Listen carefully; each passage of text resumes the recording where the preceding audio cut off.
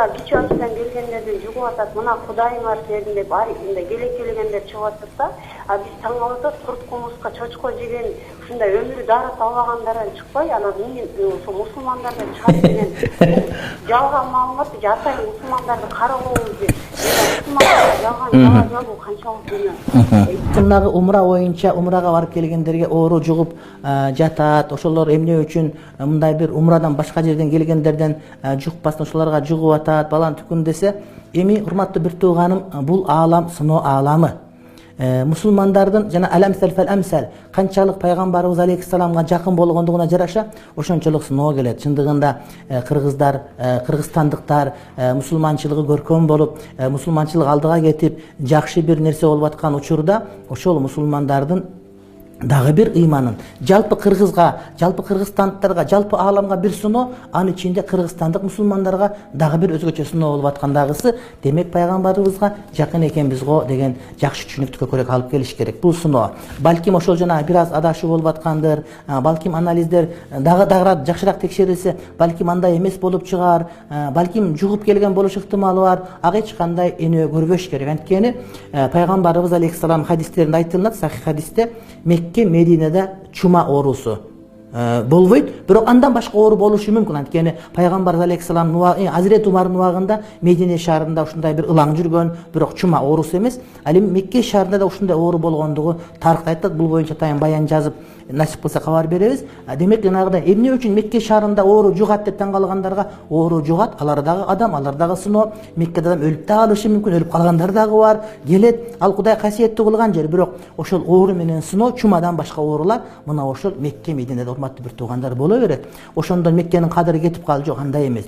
Меккеде, Мединеде чума оорусунан башка оорулар болуш ыктымалы бар, жугушу мүмкүн. Ага эч кандай проблема кылуунун кереги жок. Анан булар келатканда Шарже деген жерде жүрүштү аякты деген кимдер гана жүрөт, баарыбыз билебиз. Балким ошол жерден чыккандыр, балким келатканда жанагы учактардан жуккандыр, канчадан кирип чыгып отуруп, жана кармап, жана дарытканда тар болуп, отургучтардан жанагыдай бир сиденьялардан кармап отуруп жуккандыр, балким ошо Шаржедеги гостиницадан жуккандыр, балким биздин аэропорттон келгенде жуккандыр. Анткени булар умрада жүргөн чарчап, башка иммунитет төмөн болуп, бир аз чарчап келип, анан биздин аэропортко түшкөн жерден балким жугуп аткандыр. Эми аныбыз каяктан билебиз? Балким таптакыр эле жукпагандыр, урматтуу бир тууганым. Ошондуктан ага эч кандай кыжаалат болуунун кереги жок. Болгону бул эленип калат. Ыйманы тереңдер дагы ыйманы бекемдеп, ал эми ыйманы суюктар ыйманын биротоло жууп жалаңач калыш ыктымалы бар. Чындыгында ошол Меккени шылындагандар, ошо Меккеге барып бир темир тезекти өп деп айтып шылындап аткандар бар. Бул шылдыңдоо менен ыймандан чыгып кетүү коркунучу мындай анык эле бар. Кудайым шерменде кылбасын.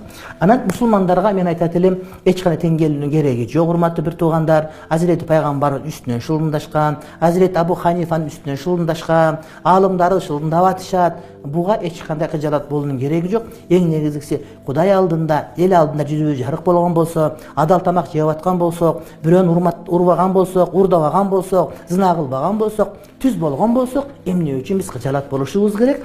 Эми азыр ушундай осурган кыз осурбаган кыздын бетин тырмайт деген сөз аябай жанагыдай актуалдуу болуп турган кербези. Шарияттын талабы экен мечиттердеги жамааттарды токтоттук. Зарыл экен жамаат эмес, жумаларды убактылуу токтоттук. Баш ийдик шариятка, келгиле баарыбыз моюн суналы динибиздин айтканына. Тажилдетке кабылган жарандарыбыздын умрадан келгендигин талкуулоо көп адамдын ыйманын жаңылап, кээ бирлердин чала ыйманын жууп таштады көрүнөт. Акылга салсак, Кытайдан чыккан оору бизге биринчи келиш керек эле. Аралыктын жакындыгы, келип чыккандын көп болуусу, товарлардын чыгуусу оорунун көп жугуусун шарттайт беле. Бирок андай болбоду. Улук Кудайга миң ирет шүгүр. Умрачылардын дуасы менен балким башка да балейлерден сакталып тургандырбыз. Аны биле турган күн да келер. Бүгүн туман каптап турат. Эртең туман таркап, ким жөө, ким аччандыгы билинет. Кыяматта момундардын жүзү жарык болгору айдан ачык.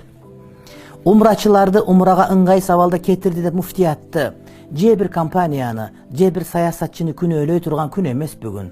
Бүгүн ынтымак менен абалдан чыгып кетүү милдети турат. Жакшылык күнгө жеткенибизде, кутулганыбызга шүгүр айтып, түлөө тойдон кийин да териштирип алаарыбыз айыптууну ал күн качпайт.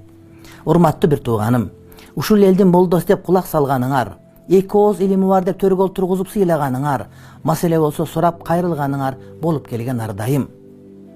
Албетте, Кадырдын баары Аллага таандык. Бирок ошондой болсо да, силердин назарыңарда канчалык кадырым болсо, ошонун баарын жүзүмө тутуп өтүнөм. Сабырдуулукка, токтоолукка, ынтымакка келели. Чагымчылдарга алдырбайлы да дүрбөлөңгө түшпөйлү. Ыймансын алган каар заманда ыйманыбызга жарака кетирип алгандан сак бололу. Башыбыз бар, башчыбыз бар, мамлекетибиз бар. Элибиз итаат кылып